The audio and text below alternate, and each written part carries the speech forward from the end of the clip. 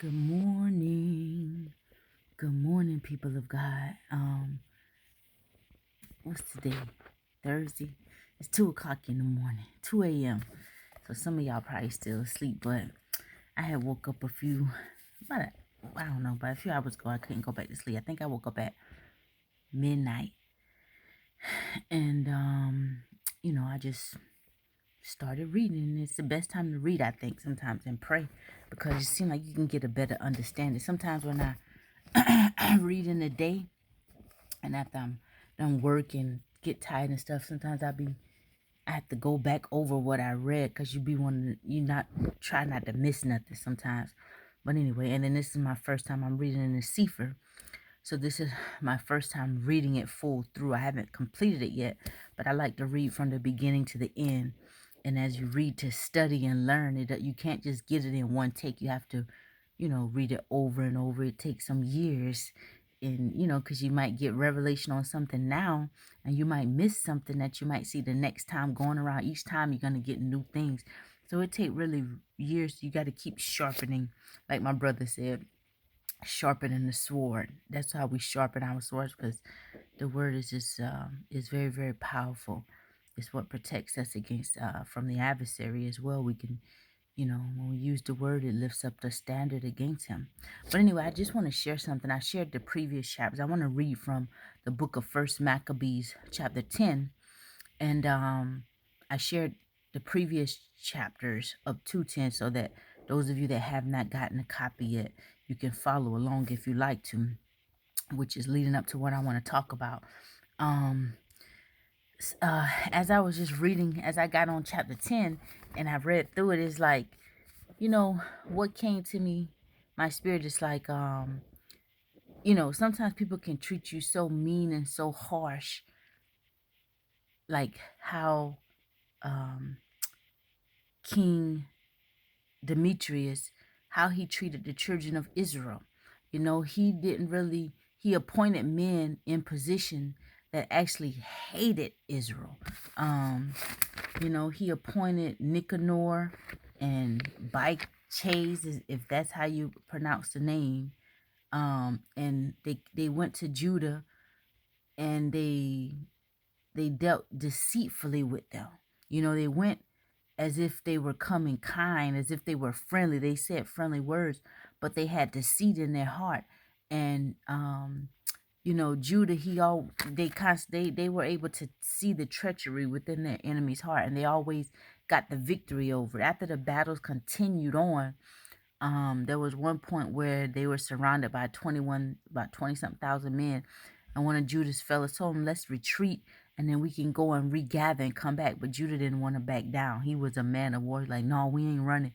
But he should have backed down. So, he ended up losing his life. But Judah was a very strong man, and as I read this book, and this is my first time reading it, I just, it's something about Judah, that power. I know that power, kind of like what Joseph brothers said when they went to the palace and they saw the strength of Joseph's son. They was like, "We know this strength. It's like this is one of our people." But they didn't realize that was their nephew, and that Joseph was their brother. They didn't realize them who they were at first. But me reading this, Judah, his strength, I know that strength. This is my people. And when I saw where he was killed,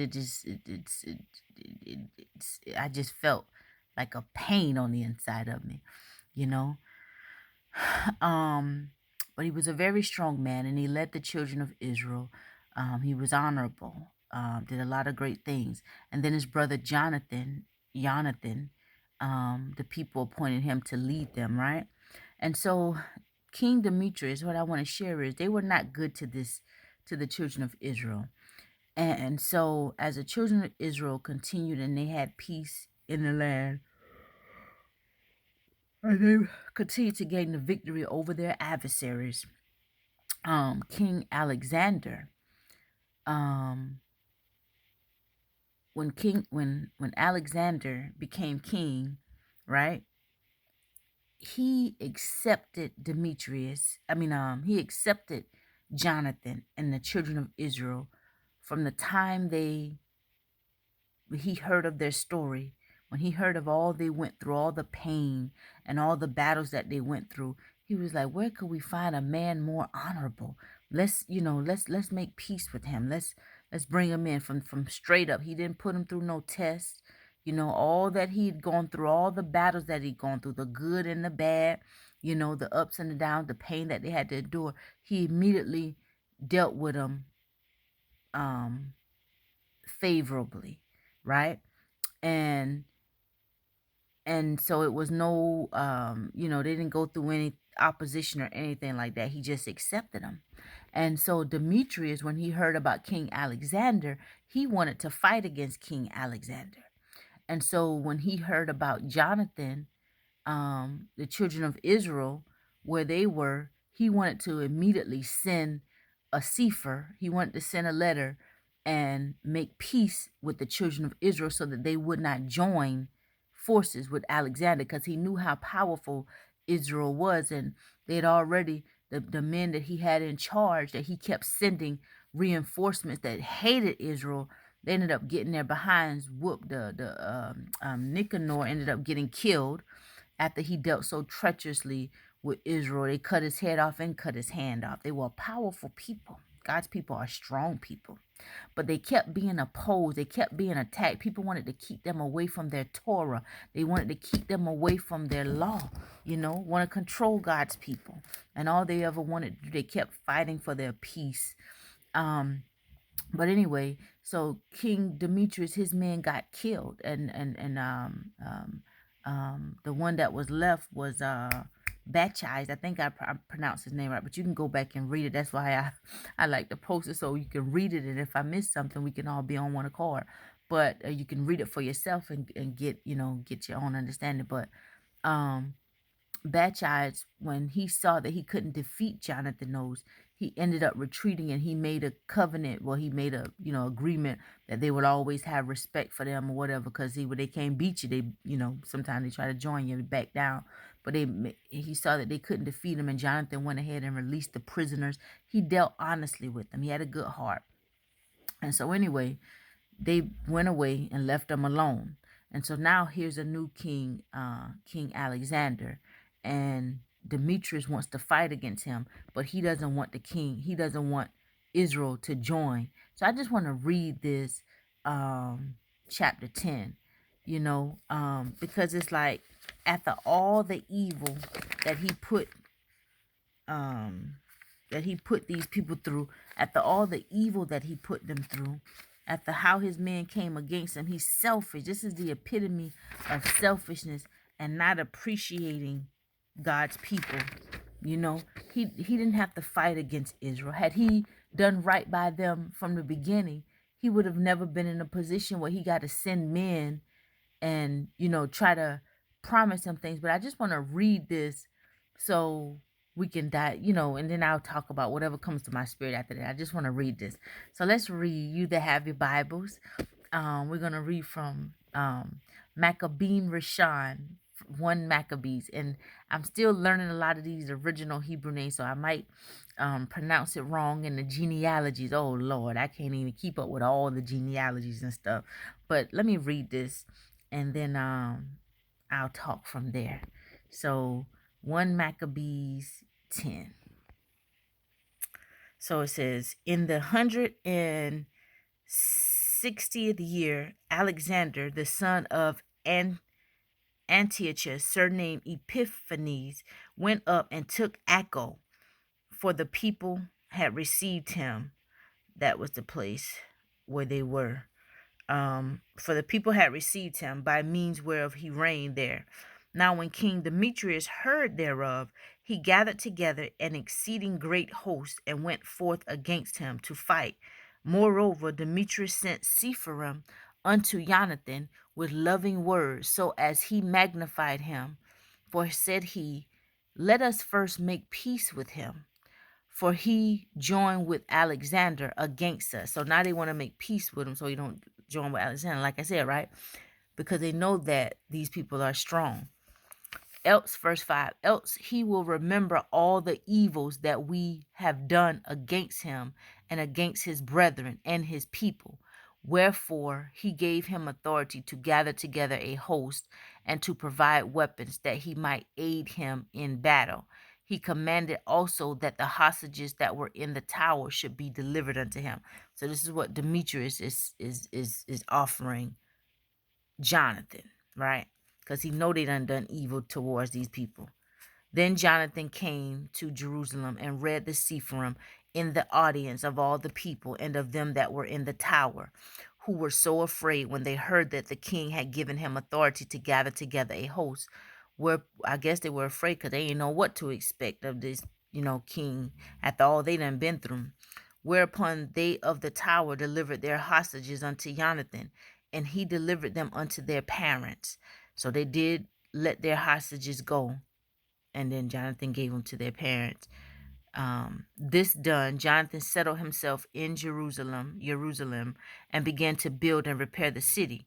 And he commanded the workmen to build the walls and Mount Sion. So they did this now. Alexander had not communicated or sent anything to Jonathan yet. But this is what Demetrius already done, craftily thinking he gonna win Jonathan and the children of Israel back over, because his intent, he ain't say I'm doing this because, see what I'm saying, he's still dealing with him treacherously and deceitfully. He's not telling him I'm trying to make peace with you because I don't want you to join Alexander and I want to fight against him. He just sending this, doing this as if he's just had a change of heart, as if he's going to brainwash Jonathan's mind of all the evil they're done. Sometimes people don't come to you and they don't deal with us directly and say, I'm doing this kindness because I want you on my team, because I don't want you over there, because I'm actually against them. I'm going to go against them.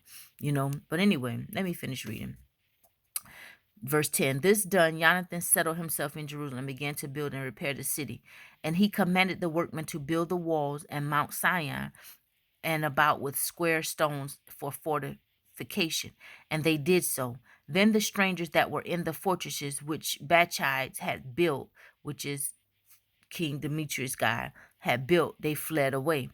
So much so as every man left his place and went into his own country. Only at Bethsura, certain of those that had forsaken the Torah and the commandments remained still, for it was their place of refuge. Now when King Alexander had heard what promises Demetrius had sent unto Jonathan, when also it was told him of the battles and noble acts which he and his brethren had done, of the pains that they had endured, right? So now the King Alexander, he heard about it, what the Demetrius did, the good thing, the kindness that he did, but then he also heard of all the evil and the pain that they put them through. So this is what, when he heard that, so then he said, shall we find such another man? So after he heard about that, Jonathan and all of them, he's like, this is a good man. This is a good man. We ain't gonna treat him like how they treat him. Where can we find a man like this? So now, therefore, this is what King Alexander is saying. So now, therefore, we will make him our friend and confederate. Upon this, he wrote a cipher and sent it unto him, according to these words, saying, King Alexander to his brother Jonathan sends greetings. We have heard of you that you are a man of great power and meet to be our friend. Wherefore, now this day we ordain you to the high priest of your nation. And you know what, people of God? There are going to be some people that hear about you, some of you, that they know about what you went through. They're going to know about what people put you through. They're going to know about your experiences, a lot of that. And some of them going to accept you for who you are. They're not going to put you through a lot of things that you went through. They're going to accept you, and they're going to have their arms around you. And what I mean by that is you're going to be 10 toes down in your corner. They're going to walk with you. They're going to be purpose partners. They're going to walk with you. They're going to love you. They're going to protect you. They're going to have your best interest at heart. That's what I get from reading this right here. And the one who didn't do right by you, they ain't changed. Like this old king here, Demetrius, his heart ain't changed. He's still evil and desperately wicked. He's selfish. Everything is about, whenever you see that spirit of selfishness, you need to run from anybody with that spirit of selfishness, because it's about what's going to benefit them. It's about what's going to do, they have their own interest at heart. He ain't did right by Jonathan and freedom prisoners because he just had a change of heart and he's sorry for what they did. This man done lost his brother Judah, who was a strong leader for the people. And he sent, now if you go back and read them chapters now, go back and read them chapters. When he first put Nicanor in place and they went and they dealt deceitfully with them, the children of Israel overcame that. And what did King Demetrius do? He sent more reinforcement. He added more reinforcement. He didn't care about them. He had no love in their heart. Wickedness. Now, when the people got so strong and was able to fight back, and he saw the strength, they could not overcome God people. Yeah, God people went through pain, but they couldn't overcome them. So then they just back and leave them alone. See, now some people done back and give God people 50 feet. But what about the pain and the evil they cause? And then some of them people will see the direction you heading in, and they will know if certain people got their eyes on you. See, there's certain people got their eyes on you who mean you well, who don't mean you no harm, people of God, and who gonna hear about what you've been through. And them people know if you come in contact with them, y'all will be a strong force, and they want to stop it. And some of them people that done try to come against you and couldn't beat you, they don't like some of the people that may got their eye on you, or that may God is going to bring you in connection with, and they don't want that powerful, strong bond to happen, because they know if the two of you come together, or three of you, or whoever, how many of it is, see, there's power in agreement. Especially when you standing on God, when you truly a man and women of God, people of God who love God for real, come together with no ill intentions for each other, no competitiveness, no hatefulness, no more envy, no more jealousy, just striving together, working together, building together. That's where prosperity comes in. That's when prosperity matters. See? When you get somebody working over here, you don't think God wanted his people to be billionaires, millionaires? Yeah, the love of money is the root of all evil. When you love money, money ain't supposed to be love. People supposed to be loved. We can't take that money back with us, or nothing we build in this earth, it stays here and just be destroyed. But what we do with love, kindness, compassion, forgiveness, grace, mercy, patience, oh, all of that go with us, because that's us. That's the soul. That's tied to the spirit. See? And when you come in contact with people like that, who pure in heart, we all flawed. We all got imperfections about ourselves. None of us is perfect. We'll never be perfect living in this flesh. We strive for perfection daily. Right? But when you come across people who have pure hearts, pure intention, they ain't got no envy and jealousy on you. They willing to take accountability if they wrong you and talk to you wrong way. They can say sorry. They can watch you and see your strengths and give you honor and give you praise, and and they're not trying to covet your gifts, not secretly watch you and draw from you in secret and act like they don't know you, instead of trying to cut you down over here and not realizing, you know what I'm saying? Not none of that. Give honor where honor is due. Oh, wow, I like the way you do that, brother. I like the way you do that, sis. I need to learn that from you, because we all got different strengths and different skills. And see, many of us, you're able to see now. See, that loneliness, that soul, that feeling in the soul that many people have been feeling over these last few days. I could have feel it from you. The despair. I could have feel it when I read some of your comments. That emptiness feeling, that loneliness feeling, that how can I describe it? It's a feeling, that despair, I guess. That's all because that part of you is longing to be connected. Is longing to be connected with your brothers and sisters. Is longing to be connected. I love what our sister say. Our black therapist. I forgot your name, sister. Charge it to my head, not my heart. I love that that post that you shared. I don't know how to get this thing off of my screen. We say our brains were wired for connection, you know? And so God is going to unite. He's already uniting many of us where there's not none of that hidden envy, jealousy. We can communicate with one another, talk to one another, learn from one another, help each other grow in the right direction, correct each other in private, you know. People take it that, I know I'm going all off topic here, but I'm going to just keep going. You know, sometimes people, when you get some people in certain leadership positions, they open rebuke. They quote the scripture, open rebuke is better than secret love. Oh, they don't get it. It ain't love. When you get publicly and try to embarrass people and tarnish people's name publicly, those are still human beings. They still have to live. Do you ever think that they will want to come to you and be on one accord with you when you done publicly tarnish somebody's name? I always believe you admonish in private and praise in public. There are things that I talk about that I will never, if I say something or I see something is wrong, I ain't got to call nobody's name. I could talk about that thing. And I know certain brothers and sisters, they may see it, they may watch me, so they see it. I ain't got to call their name and point them out. That ain't me. I don't get happiness from embarrassing nobody. I get joy and happiness from giving. That makes me feel happy. From loving, you know. I don't feel good causing other people embarrassment. Open rebuke. Yeah, you can openly rebuke somebody in private. I don't care if I had a friend, if I had somebody in my life that we were on the same purpose, helping one another, and I don't care if they were to use every curse word vocabulary in the book, and they were angry at something or they were correcting me, and it was in private, and they were right, even if they use all type of profanity, I would sit there and keep my mouth shut and see where they coming from and listen to them or receive that chastisement, because I would have respect for them, how they handled me. Private. They weren't trying to show folk how they could just disgrace me or talk down to me, or they weren't trying to embarrass me in public and point out my imperfections. You see, those are people who work against your calling on your life.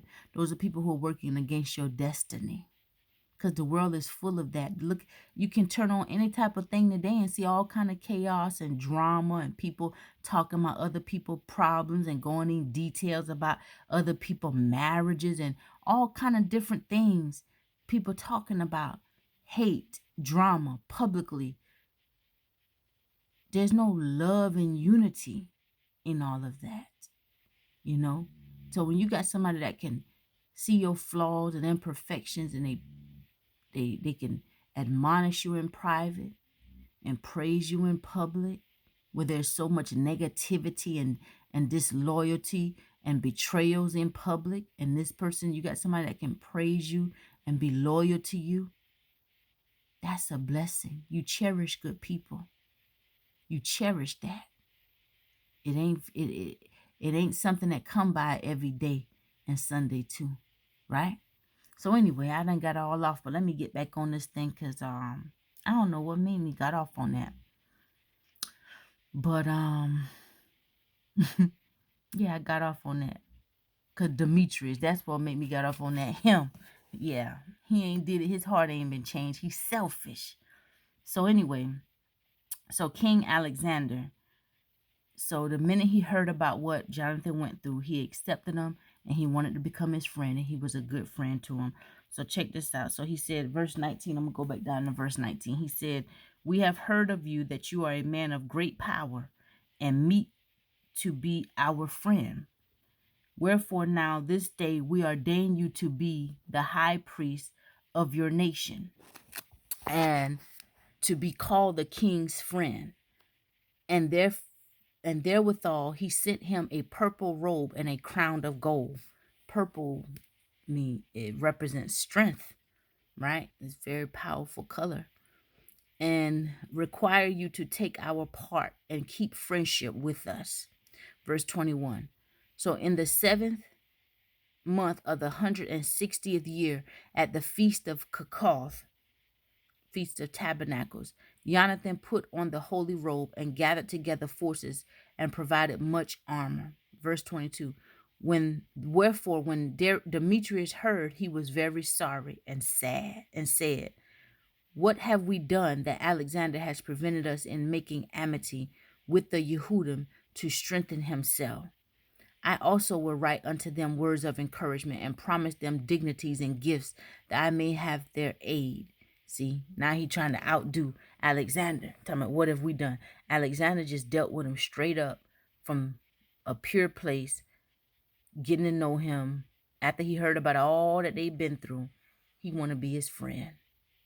And so Jonathan accepted that and put on his robe. Now this old evil one who done caused him all the hell in his life, who done had the men try to destroy him. These people could have been dead. Now he's trying to outdo Alexander and come back.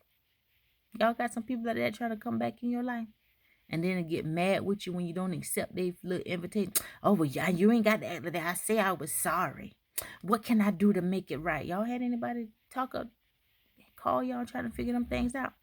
Well, I just want to know, what can I do to make it right? I don't know. Pray. Go to counseling for yourself. Get yourself right. I forgive you. I ain't mad with nobody. That's my thing. Those was my answers. I ain't mad with nobody. And I know people be watching me. I ain't mad with nobody. I forgive you. And just because I move on and you can't come back in my life, that don't mean, my heart is not pure towards you. That don't mean I have not forgiven you. I just know that you're not a changed person. And sometimes people come back. Look at what Jonathan want to do. Demetrius want to do. He ain't telling Jonathan that he wants to attack Alexander and fight against him. He told Jonathan, this is what we want to do. We just doing this thing from kindness. You see what I'm saying? So he's still deceptive. Now let's see what he going to write down this second time. Verse 22. Whereof, when Demetrius heard, he was very sorry and said, he heard what Alexander and Jonathan already became friends. So he was very sorry. And this is what he said, what we have to do. So verse 24, he said, I will write unto them words of encouragement and promise them dignities and gifts that I may have their aid. All gifts ain't good gifts. Verse 25, he sent unto them, therefore, to this effect, King Demetrius unto the people of Yehudim sends greetings, whereas ye have kept covenants with us and continued in our friendship, not joining yourselves with our enemies. See how he talking to him? He already know that Jonathan and Alexander are already friends. So he's trying to act like, how can I say it? Y'all get it. He's saying, whereas ye have kept covenants with us and continue in our friendship, not joining yourselves with our enemies, we have heard hereof and are glad, even though he know that they are friends. So he's trying to send him a message of, how can I say this? That's like if I told you, if you didn't want me and Susie to be friends, and you sent me messages or tried to woo me over before me and Susie met, and so I accepted your gifts, but you didn't tell me you were giving me these gifts so you can get close to me so that I won't get close to Susie. Then you finally heard me and Susie became friends, and then you send me another message saying, oh, here's some more things I want to tell you, and I'm going to do these for you because I'm so happy that me and you are friends and you're not ever going to join my enemy Susie. But you already know me and Susie are friends. See what I'm saying? Yeah. I don't know if I explained that right. But anyway, whereas ye have covenants with us and continue not joining yourselves with our enemies, we have heard hereof and are glad. Wherefore now continue ye still to be faithful unto us, and we will well recompense you for the things ye do in our behalf, and will grant you many immunities and give you rewards. And now do I free you, and for your sake I release all the Yehudim from tributes and from the customs of salt and from crown taxes. See how they had these people up under them? Oppressed. They had these people oppressed. Now, why he did that in the first message he sent? See, in the first message, he said, let us make peace. We'll give you the authority to gather a host and to provide weapons and, giving them their rights, giving them more privileges in the land and stuff. But why he ain't did all that the first time?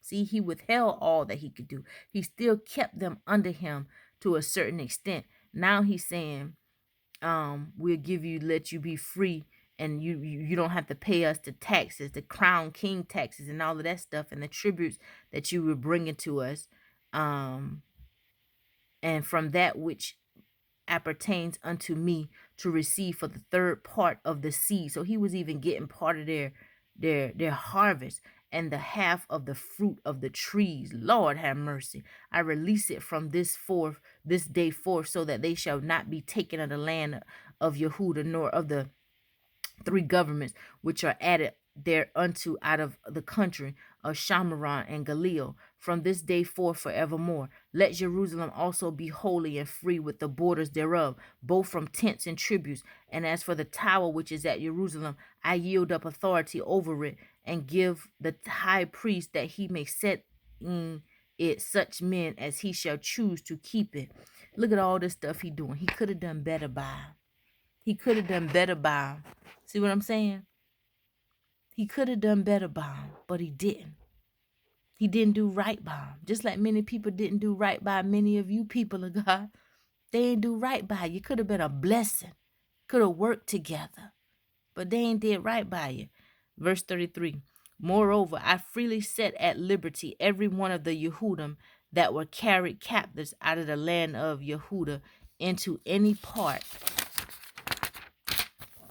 of my kingdom, and I will that all my officers remit the tributes, even of their cattle.